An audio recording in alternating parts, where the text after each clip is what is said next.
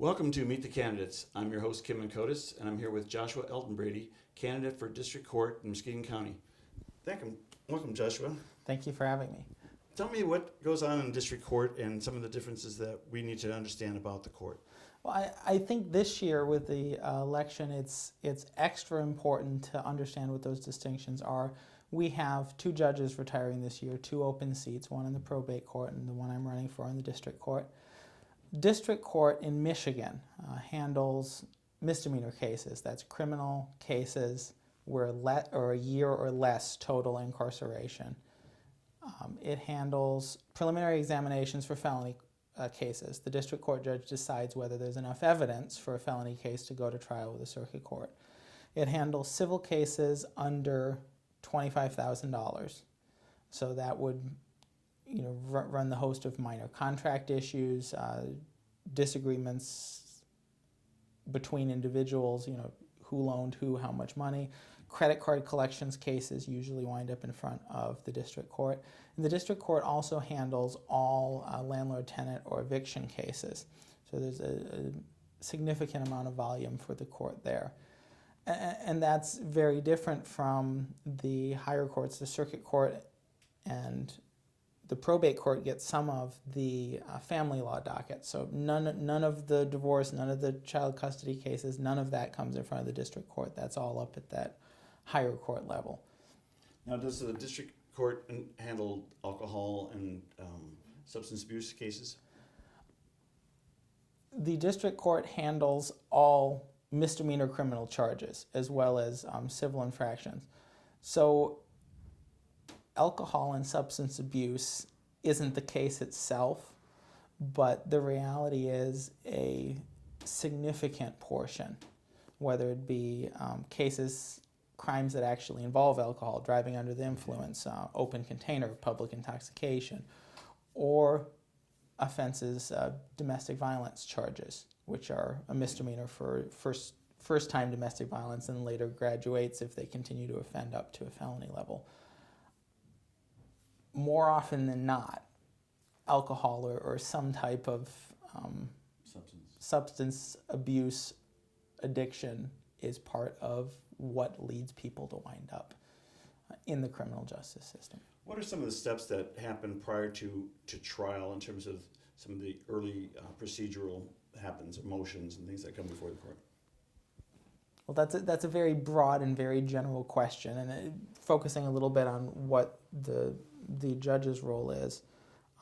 A lot of the preliminary pretrial hearings happen in front of a district court magistrate. So in a criminal case, the judge will sometimes be asked to make a commitment on sentencing. The prosecutor and the defense attorney will come to the judge and say, this is what this case looks like, or can you make any commitment? But generally, the judge's involvement will start with accepting a plea, if there's a plea, or at holding sometimes a final pretrial before it goes to trial in cases that are tried, and then, of course, supervising and making legal rulings in relation to the trial if it's a jury trial, or holding the trial if it's a bench trial held just in front of the judge. Civil cases have similar procedures, although far more often in civil cases there will be motions. And the difference for those who are not familiar with the way the court system works, a trial is primarily about determining what happened, what the facts are. Person A says person B punched them. Well, did it actually happen based on what all the witnesses say? Motions are the court ruling on a disagreement of what the law says or what the law means or how the law applies. So you'll have a motion that says, all right, we disagree on this one fact, but that doesn't matter. No matter which way the fact finder finds in this fact, I think my side of the case should win, and the judge has to make a ruling based on that. So there's a lot of different pieces to how you get. Oftentimes people get the impression from what we see on television and courtroom dramas that everything's about trial, and it's not. A huge part of it is those steps that come first in making sure that everything's put together to be able to get there, or when it's not appropriate to go to trial, to come to a resolution that doesn't involve getting there. Well, let's talk about how some of the things that will be determined, whether in terms of something goes to trial or whether it can be settled prior to trial. Again, that may depend on the type of case that's coming before the court, but you handle civil and criminal cases. So are there certain stages that you will advise the attorneys to consider before they get to trial? Well, in a civil case, every case is involved to have at least one, sometimes two, pretrial conferences. Most of our judges will require a pretrial settlement conference before a case gets to trial to force the parties or their attorneys to sit down and talk about, can we resolve anything here? At the circuit court level in Muskegon, almost everything gets sent to mediation. That hasn't happened at the district court level, in part because if you have a lawsuit because somebody didn't pay a bill for $500, the court has to make the consideration, is it worth making these parties go pay a mediator and spend the time, or do we just hold the 20-minute bench trial and just deal with it?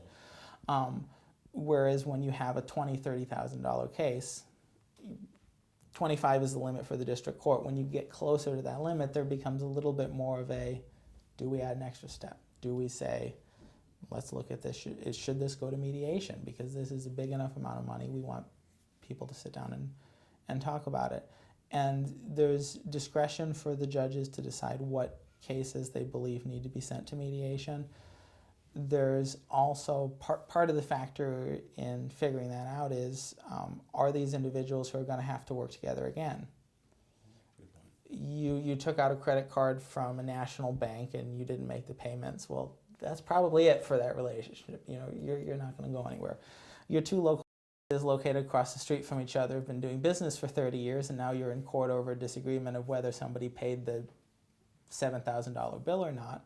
Well, we might want to push a little bit harder to see if you can work that out, because we really want you to keep doing that business. And we don't want you back here again when it doesn't work the next time. Can we come to a resolution that's a little bit longer term? But there's a lot of case by case on that. The reality is the vast majority of cases do get resolved before trial, because those steps do, to an extent, they do work. They do help to encourage people to sit down across the table and say, all right, you got to talk about what's your bottom line, can you find anything? In a criminal case, the majority of misdemeanor cases will go through, there's a pretrial hearing, which is basically just figuring out, this is what the prosecutor will offer as a plea deal, is it something they're willing to take? For some cases, it's that simple. Traffic stop, it's all on camera, it's all in the alcohol results. There really is no question. It gets resolved right then and there before the judge even actually personally looks at the cases. Some cases it's a little bit more complicated, and you'll wind up with the parties coming to the judge and saying, can you make any kind of a commitment? If we can resolve this, what are we looking at sentencing-wise? Which is a little bit different role than in the civil sense. In the civil sense, when you have a pretrial settlement, it's the judge sitting down and saying, all right, guys, can we work this out? In the criminal sense, that's kind of flipped the other way around, because it's the prosecutor and the defense attorney coming to the judge and saying, we can't work this out. Can you give us an idea of, if we give it to you, where are you going to be in your ruling on it? Not that doesn't happen in the civil cases too. Part of good judges responding can be having those, well, I'm not officially ruling on anything, but this is what, just from what we have here, looks weak on this side, and this is what looks weak on this side, and this is what might happen, and maybe that will help encourage you to be able to work out the differences. Okay, well, stay with us. We'll be right back with Joshua EldenBrady, candidate for Muskegon County District Judge. We all make mistakes. As a defense attorney, I've seen just how costly those mistakes can be. I've also seen the importance of our district court judges' sentencing decisions. That's why I'm running for district court judge. My name's Joshua EldenBrady, and I'm asking for your vote on August 2nd. Celebrate the grand opening of the new Muskegon Farmers Market, now located at 242 West Western Avenue in beautiful downtown Muskegon.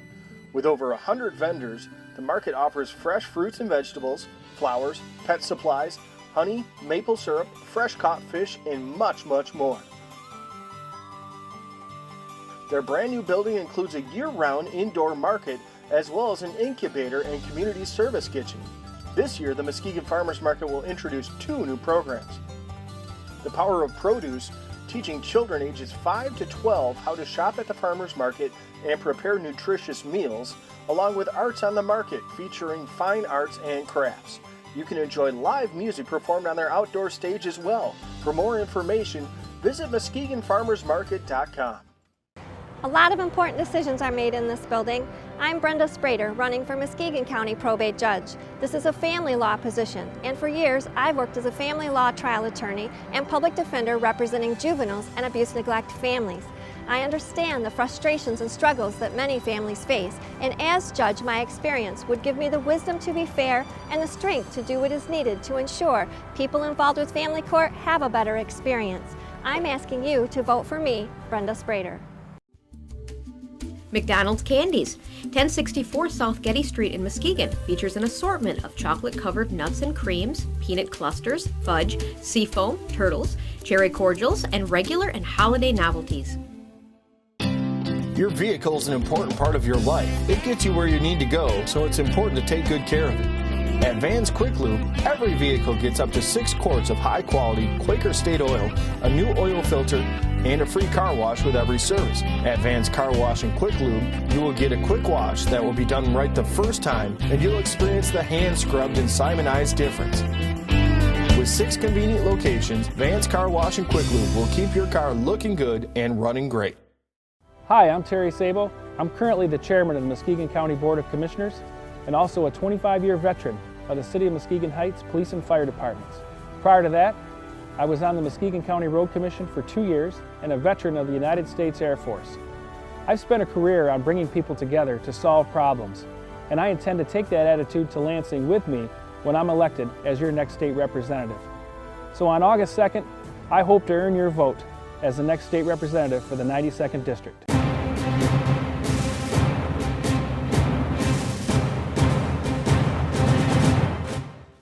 Back to Meet the Candidates. I'm your host, Kim Inkotis, and I'm here with Joshua EldenBrady, candidate for Muskegon County District Judge. Well, Joshua, let's talk about your personal background and your professional background and give the public a little bit of an understanding about how you arrived at deciding to run for office. Okay. Well, I'll step back a couple steps in the educational history. After undergrad at Michigan State, I have bachelor's degrees in theater, telecommunications, and English. So got some of that communications background and how to interact with people. I also have a master's degree in elementary education. I'm a certified elementary school teacher, and worked for a number of years in long and short-term substitute roles, which I'll come back to that in a minute. Went to law school at Cooley in Lansing, earned my JD with honors in 2009, passed the bar about 3 months after that and was admitted later that year. Unfortunately, they only offer the bar exam twice a year.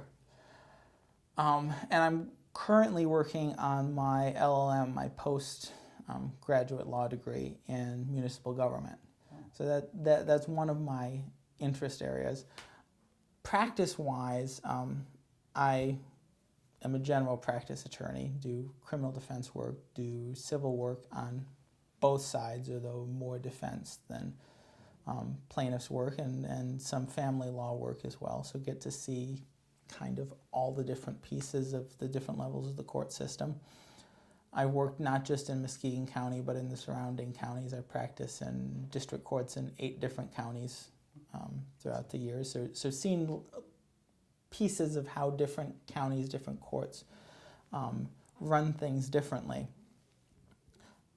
So a piece of from an experience standpoint, I have that well-rounded background. I believe that I'm not just coming from a criminal defense background. I'm not just coming from the defendant's lawyer background. I'm not just coming from the plaintiff's background or the prosecutor's background. I have done pieces of just about every kind of case that comes in front of the district court from both sides, except from the prosecutor's side. That's actually the one side I haven't been on in the criminal cases. So a piece of the decision to run, a piece of it was looking at having worked in all those different kinds of cases, having worked on both sides, having seen that in the district court. I've seen what's important and what's critical to parties on both sides. You know, what is it that's important for a defendant coming in on an eviction case, which we don't think of very often. Usually they aren't represented. There's only a few of those cases where they are. What's important to the landlord coming in on that case? What's important in the contract civil case for each side? The other piece of it, and I think it's one of the places where I'm unique among the candidates in this regard, is looking at the criminal side of cases. A lot of what a judge does is restricted by the law. The law says, this is what the law says. You have to rule that. And the job is to learn the law and to follow the law. But then there's that discretion. There's that discretion in sentencing. And I believe I'm the only candidate with a educational background, certainly at a graduate level, in dealing with behavioral management is how it gets labeled academically in education, but dealing with how do we address the behavior now to change the behavior in the future. And in my experience as an educator, have learned there's a critical importance between the first grader who's been having a disagreement with another one all week and who comes to school that morning saying, you know what, I'm going to punch Jimmy in the face when I get the chance on the playground. And the one who, there's been no fights, but mom and dad had a meltdown that morning, and he didn't get breakfast that morning, and everything's wrong, and something just snapped. And if you treat them the same, if you treat them exactly the same, neither one of them is going to learn from what happened. Neither one of them is going to be any better in future behavior as a result of it. You have to have a very different approach and a very different response between the person who made a mistake because something just completely fell apart in their life, the person who made a mistake because they're human and we all make mistakes, and the person who made, you know, a series of very intentional and very malicious decisions. Most people fall in the middle. You know, we get a few, they tend to get a lot of publicity in that really malicious side. We get a few that fall in that, you know, somebody who drinks once a month at the cocktail parties, but their parent or their spouse died last week, and next thing you know, they're in for a DUI. Well, that's a very different situation. So to me, that background as an educator is equally important as the legal experience in understanding and recognizing and evaluating people and looking at that question of, number one, why? You know, why did we get here? You can't make a good decision about sentencing, about what is the way to prevent coming back over and over and over again, repeat offenses, if you don't understand why. So that's an absolutely critical portion. Part of understanding why is sometimes you have to say, yep, I totally understand why. It's totally the wrong decision. You know, there's still consequences. So I think there's a real need for that type of approach and that type of experience in looking at the situations, because most of the criminal cases we have coming in front of our courts aren't somebody who set out and said, I'm going to be malicious. Most of them are people who made stupid decisions because they were drunk, stupid decisions because they were using other substances, because of problems in their personal life, sometimes problems dealing with money. That doesn't mean there's not consequences. The law is the law. You break the law, there has to be consequences. But those consequences have to take into account the question of how is this consequence going to best help you not do the same thing again. If you're there because you have a drinking problem, is sitting in jail going to be the best for you? Or is spending, instead of that 2 weeks in jail, is spending that 2 weeks in an intensive program dealing with the alcohol issues? You're still serving your time, but you're doing it in a way that actually helps address the underlying problem. I think we need a lot more of that emphasis and a lot more of that focus in our entire court system of, yes, you broke the law. Yes, we have to follow the law. Yes, there have to be consequences, and the court is bound by that, as anybody else is. But let's make sure those consequences are ones that will most help you not be back here. Is that along the lines of what people refer to as restorative justice? Restorative justice is a major piece of that. Can that consequence involve... But restorative justice goes a step further. It's not just can that consequence help you not, but can that consequence be served in a way that lets you try to fix part of the problem you created. The very simple, the sentence for graffiti and you have to go clean it up. That's a very, very simple very simple example. Most situations are far more complicated than that. But restorative justice actually tries to take it the next step and say, can we factor in a way that you can address some of the problem you created at the same time? Sometimes that's possible to do, and when it is, it's certainly something the court should strive to do. Sometimes, due to the nature of the offense, it's a little bit harder to address, either out of sensitivity to the victim or out of, coming back again to the drunk driving example, it's one of the more common offenses that we see. Assuming there's no accident, it's a crime not because there's a victim then, but because we're trying to protect all of society from becoming a victim potentially. So restorative justice, as I understand it, focuses on the victim of that offense more often than not.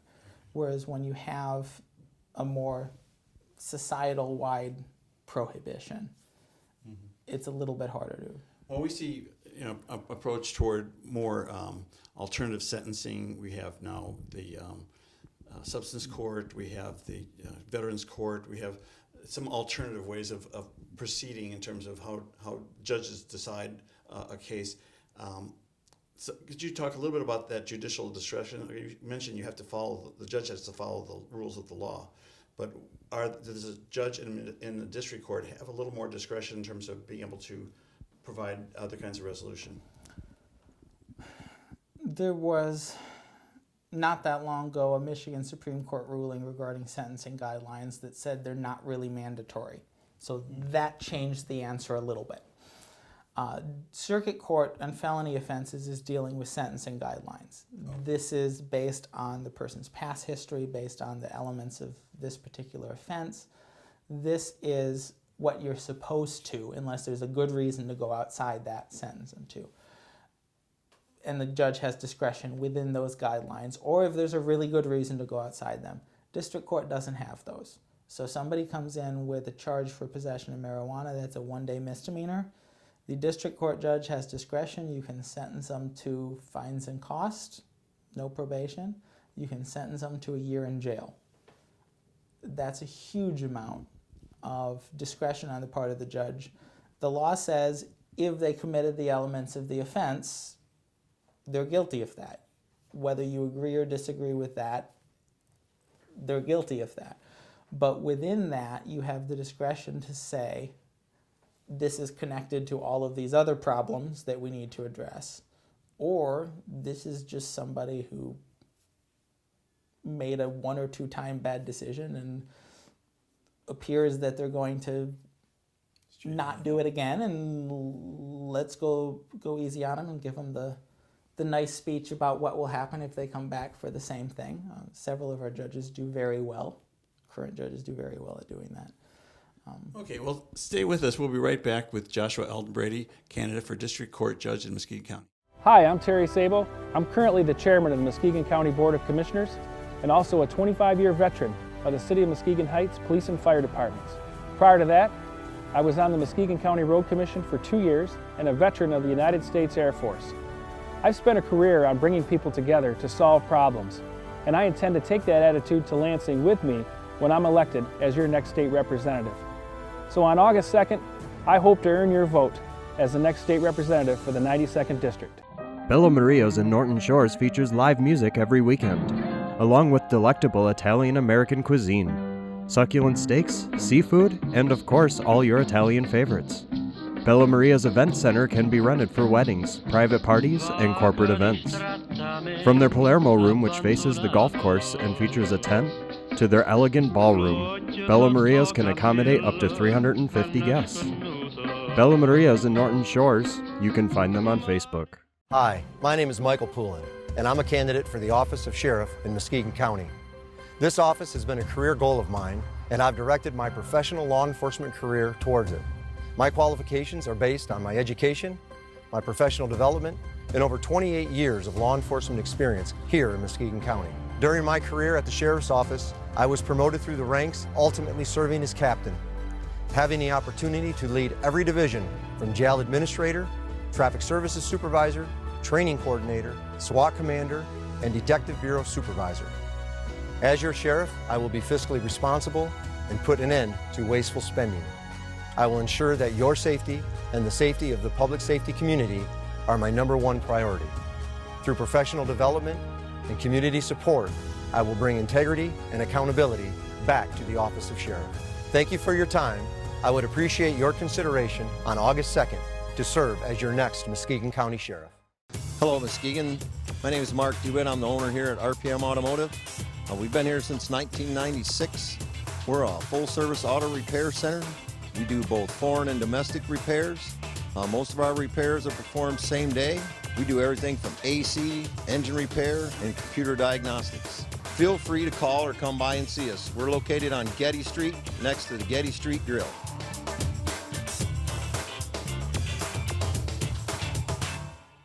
With 4 convenient locations, Jack's Corner Store is one-stop shopping at its best. Tools, fresh meats, produce, chips, snacks, and other grocery items, beer, wine, and liquor, even gas and lottery. That's why Jack's is your corner store and so much more.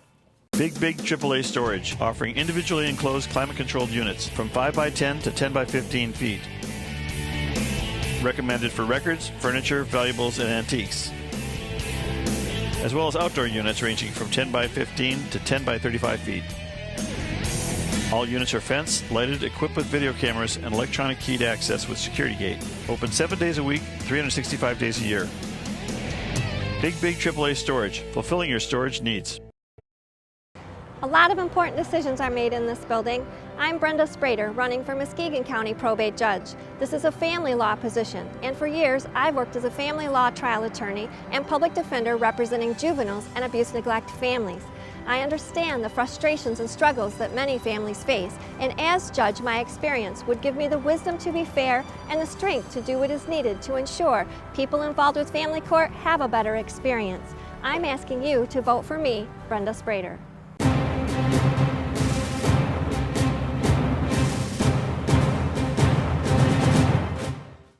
Welcome back to Meet the Candidates. I'm your host, Kim Kotis, and I'm here with Joshua EldenBrady, District Court Judge Candidate in Muskegon County. Well, Joshua, let's talk about your community involvement and some of your roles in the community.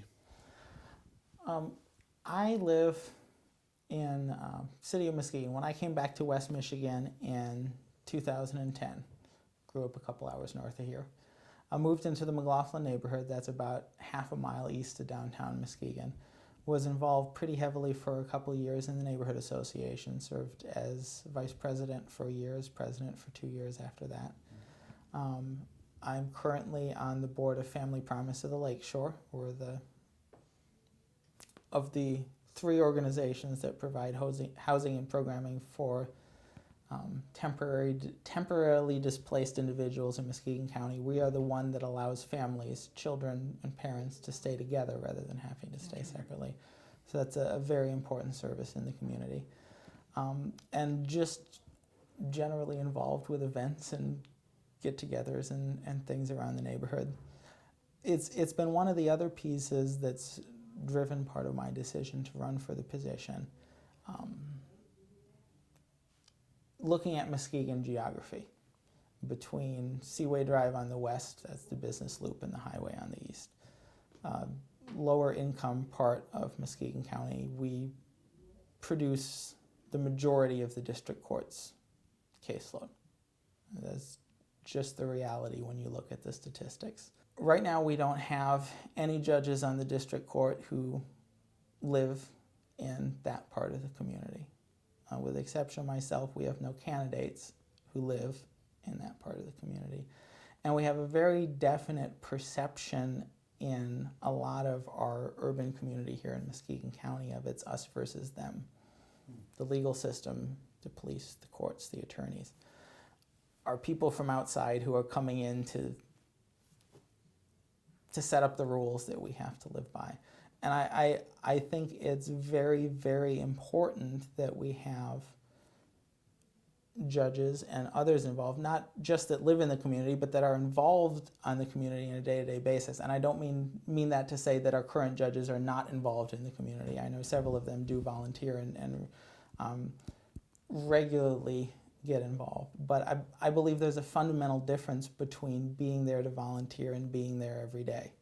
You know, I walk home and see what happens in the community, and I think that's an important perspective, and I think it's important that we have that representation on the court and that we have more people in the system who not just work in the neighborhood but live in the neighborhoods that are most affected and most served, hopefully, or disserved if things are not done right by the court system. Is there anything you'd like to say in final thought to the public about why they should vote for you? We have a unique situation this year with 2 open seats with 9 candidates, all of whom are qualified attorneys who bring their own unique piece. Number one, I'm the only of those 9 candidates that lives in and interacts on a daily basis with the community. I live with the people that I want to serve in this role, and I think that's important. Number 2, I believe I have the broadest experience as far as my current practice in covering all areas of what the district court does, and in having worked significantly in district courts other than Muskegon in order to see that piece of what might we be able to do differently. And number 3, I bring that unique background having come from the educational field, having had that training, having had experience in working with how do we address poor behavioral choices, to oversimplify, to reduce the impact on the community, to allow those who made mistakes to continue to be productive and positive members of our society. And I believe that that is a critically important piece of experience to this role. Well, thank you very much, Joshua. And it's up to you to go out and vote. And so make sure you cast your ballot.